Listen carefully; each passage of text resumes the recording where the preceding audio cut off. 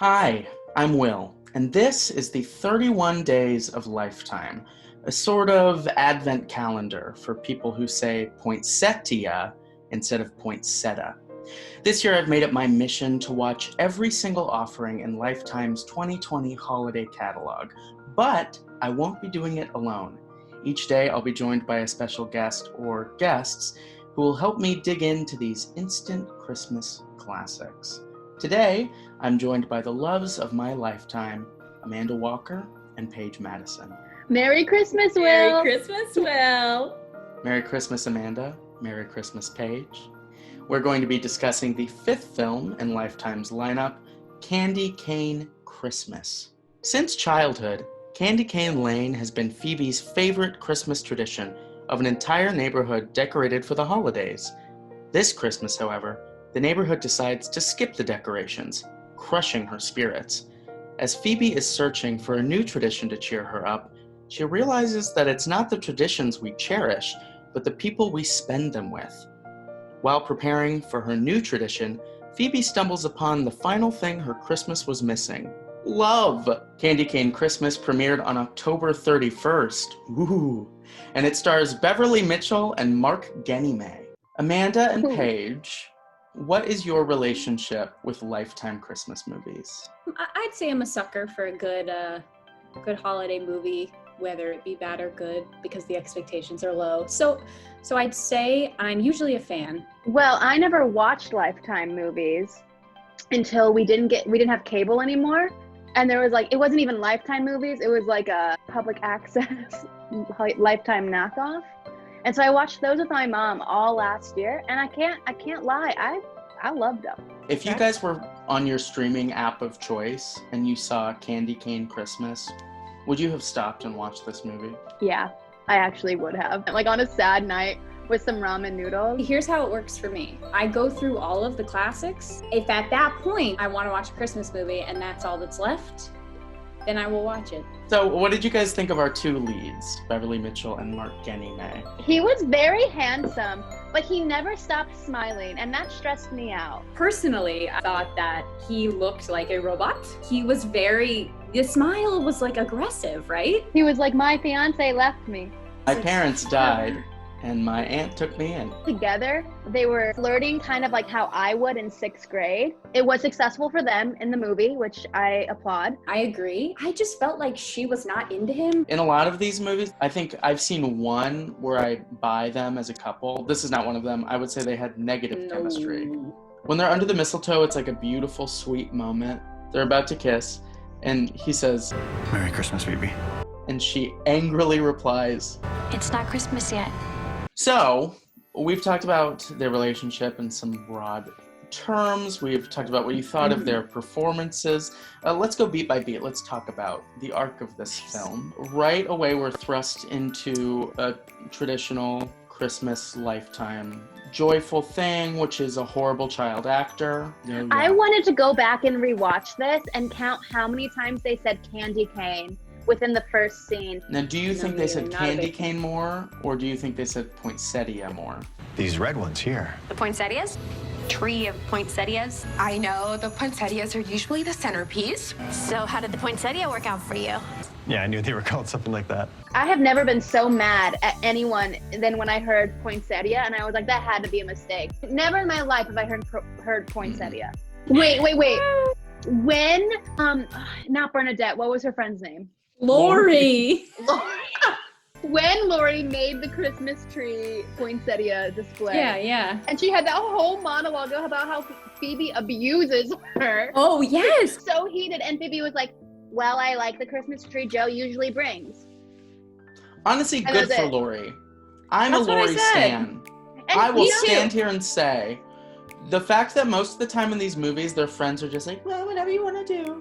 And then at the very end, they're like, girl, you've got to get it together. Lori said no. 15 minutes in, I'm calling her the fuck out immediately. So she finds out Candy Cane Lane is extinct now. Even though easy solution would just be move where it is. But, she gives up right away. Did we get the vibe that she was 7 years old? Yes. 100%. Couldn't she have just done it herself? I remember she had a reason not to do it. She I don't think took she on did 6 have a volunteering reason. things. No, The she reason didn't. was that that it was canceled, and she's like, I guess I do need something new to do. But like, no, just move it. Put it in your neighborhood. Where do you live? This girl's world is crumbling because she won't get to see one street of Christmas lights this year. Get some perspective, bitch. Donald Trump is the president and we are on day 4 of the election. There's some dated humor for you All watching right. at home.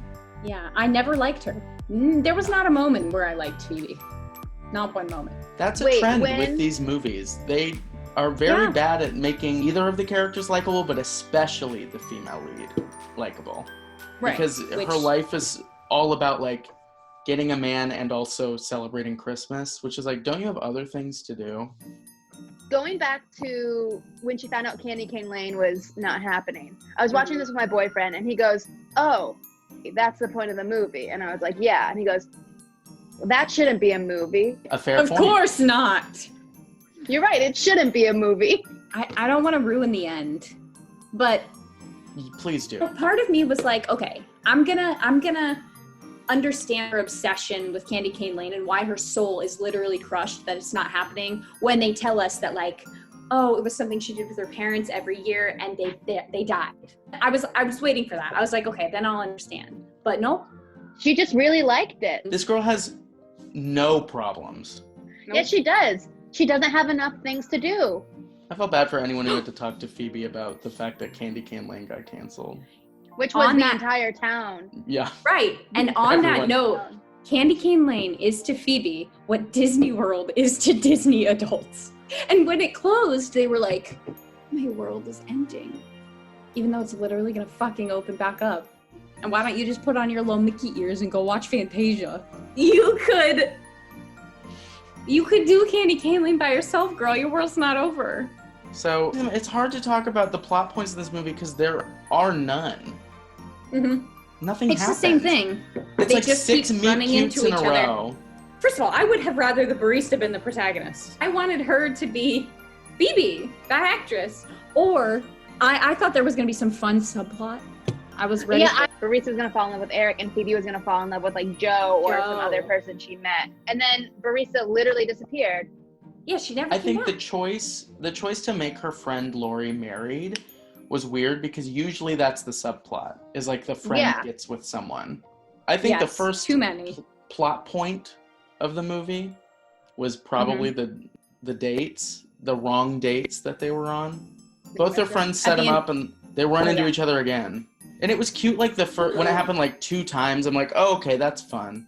But it happened literally 5 times. I know it's And a not small once town. was he ever like, why are you everywhere I am? I don't care how cute somebody is. If I see them 8 times in 1 week, I'm gonna be like, this is weird.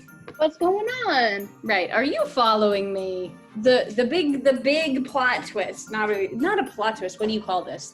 What is it called? We learned about this in aesthetics. The tension? And then you? Are you talking about when she thinks that he's cheating on her again? Yeah, when she hears that. But Every okay, 2 seconds she thinks that he's cheating on her or with her. So He was the first okay when issue- she was the one he was cheating with. I would call it the unnecessary tension moment of the movie. When they throw in like a misunderstanding literally 10 minutes before the movie ends.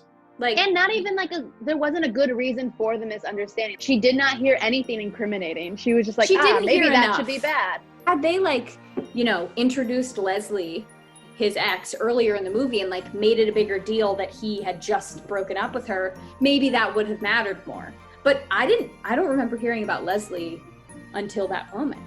They talked about it, but the only people who cared about her were his coworkers.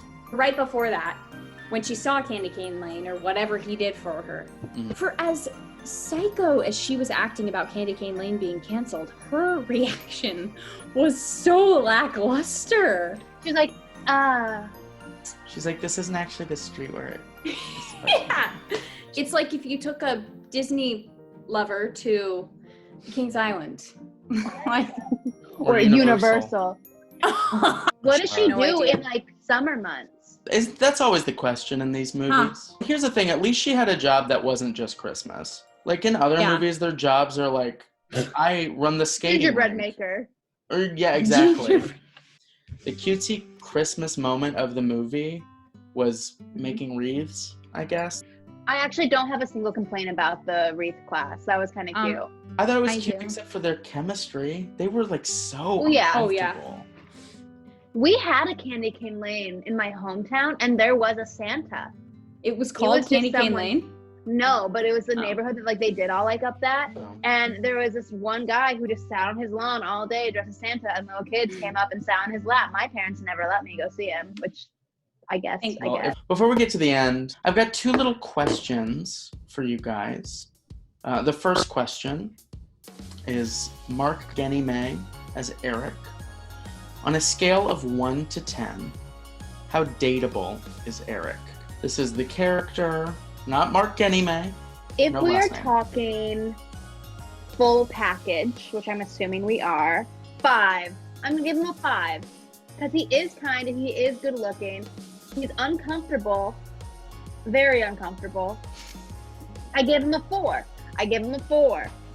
I give him a 4. Answer. Yeah, it's gonna be a 3 for me. He looks like a robot. And he's a veterinarian, so I could be around animals a lot, which would be fun for me. But I can't date a boy from my small town. Okay, now Greg, 1 to 10. Greg is a -4 for me. I don't want to be near that boy. I don't trust him. I don't like his jokes. I don't like his foundation choice. I don't like His his clothing turtleneck. choices. Yeah. I wonder if he can grow hair or if that's choice. Because that might raise it up to a 1. A little bit of hair would help his kids. I like bald men a lot. Just not that one. Yeah, I mean, I'd say like a 2, very low. Not my type at all. And he was rude. Even though Only he was 1 very point rude. difference, ladies and gentlemen. I know. Have you guys seen Phineas and Ferb? This might be a read. Yes. You know the balloon with the face on it? No. Okay, well, I'm going to insert a picture of Balloony, the character from Phineas and Ferb, Okay. next to Greg. It is the exact same. Final one, Psycho Joe. Christmas adult. 100 out of 10. He has my heart. I love that big boy. I've said it once. I'll say it a million times. Joe, if you're out there, I love you. It's an 8.5 for me. I can't give it a full 10 because if I wanted to be a stay-at-home mom and have Joe's babies, he's a flower delivery guy. Like, I don't know if I could. So that could just be his side job. Yeah, he could be getting his master's. Okay, it's just something you have to think about, especially in a small town. If you're never gonna leave your small town, the only thing to do is start a fucking family. Last question. I think I know the answer to this one. Who is the MVP of this movie? Wait, can we guess each other's? Oh, if they're different, yeah. Yeah. Amanda loves Haley. Maybe, but I think my MVP is the barista. I wanted her to be the MVP. And yours, I'm gonna go with Maggie for you. Or Yeah, Joe. it was Maggie. Thought I was maybe you gonna would say Joe, but I'm still kind of reeling from like the dateable question. Right. But That's I what think if I thought. had more time to calm down between would I date Joe and do I love Aunt Maggie is the MVP. Amanda, Paige, where can people find you? You can find me on Instagram, Paige_Matteson. You can find me on Instagram here. Can you put it there? Sure. Wait, will you put mine here? Yeah, I can do that. Amanda, Paige, thank you guys so much for being here. And thank you for watching. I'll be back tomorrow to talk about The Christmas Aunt with Zach Tabor and Emily Kipp. And every day this month to talk about a different Christmas flick. If you had a holly jolly time watching this video, you can go ahead and hit that like button. And if you want to follow me into my descent into lifetime madness, you can subscribe and press that little bell icon, because every time a bell rings, you'll get notified about a new video that I post. I'll see you next time. Merry Christmas. The poinsettias. Poinsettias. Poinsettias. Poinsettias. Poinsettias. Poinsettias. Poinsettias. Poinsettias.